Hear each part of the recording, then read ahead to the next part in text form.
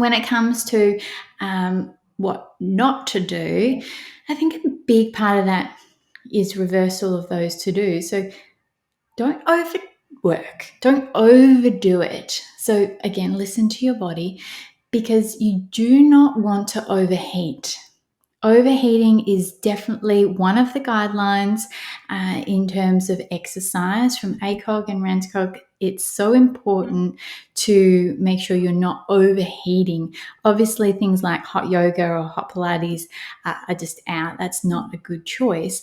But in terms of overheating, if you're not well ventilated in the room that you're doing your exercise, you've got lots of tight clothing that's not letting you breathe, there's no airflow in terms of fans, just be mindful that you are needing a little bit more ventilation than normal, than you have pre-pregnancy.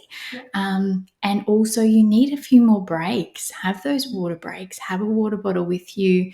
Take small breaks. If it's an online thing and you need a rest pause, do what you need to do so that you're not working yourself, because you've got to look after you and your baby, and you don't want to cause any internal stress or internal heat. So yeah, that's really important. Absolutely.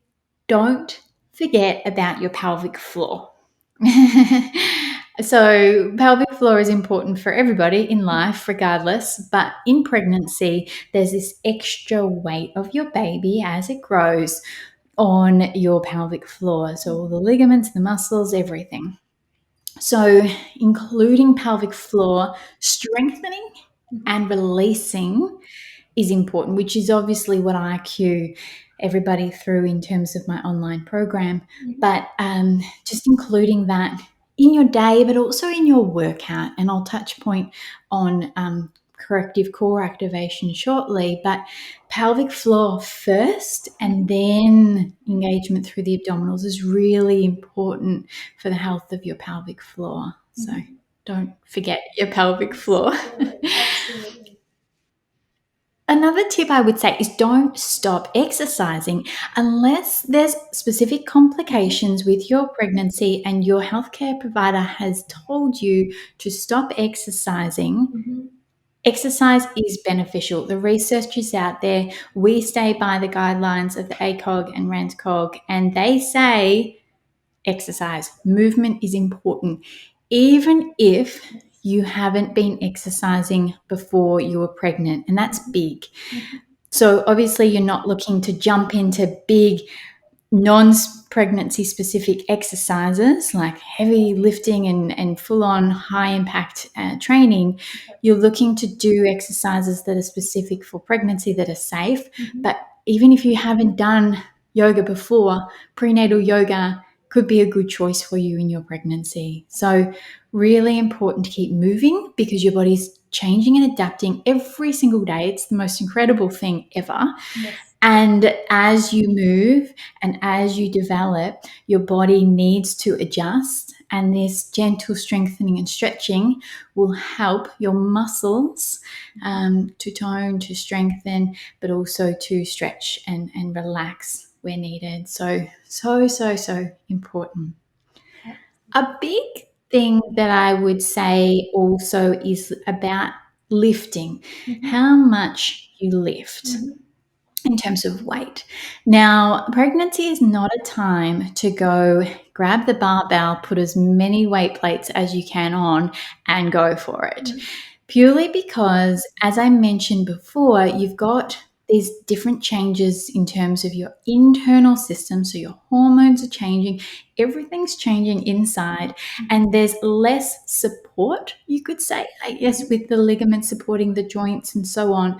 So you don't want to be putting unnecessary pressure, and being mindful that lifting a heavy weight, if you're not regulating your intra-abdominal pressure, which is IAP, which basically means that your abdominal, and I've got some tutorials about this that I can certainly share, but in your abdominal region, which is where your baby is, if you lift something, there's this pressure, this intra-abdominal pressure.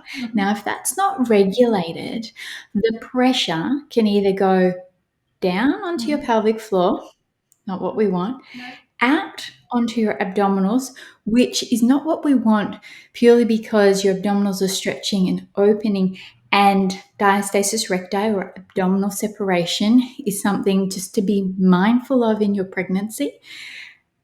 Or it presses back onto your back, which is where the back pain can come in. So just by lifting heavy does not mean you're going to have these super glutes. It means that you're potentially putting a lot of pressure, and you might not see the results of that pressure immediately. So you might feel fine. It could be later in your pregnancy that you see those the detriment of that, or it could be postpartum. And I see this a lot in women who are lifting and doing high impact in their pregnancy. They don't recover as well post-pregnancy. And if anything, potentially worse, they might develop a prolapse, pelvic organ prolapse, which nobody wants their vagina falling out, trust me. And I think, diastasis recti, back pain, these things are so important to try to avoid. So lifting weights. The other thing I will point on this is, if you go into the gym and you start lifting 1 kilo, and then the next time you go into the gym, you lift 2 kilo, the next time 3 kilo, and then every time you go in, you lift more. It's sort of like what happens in pregnancy.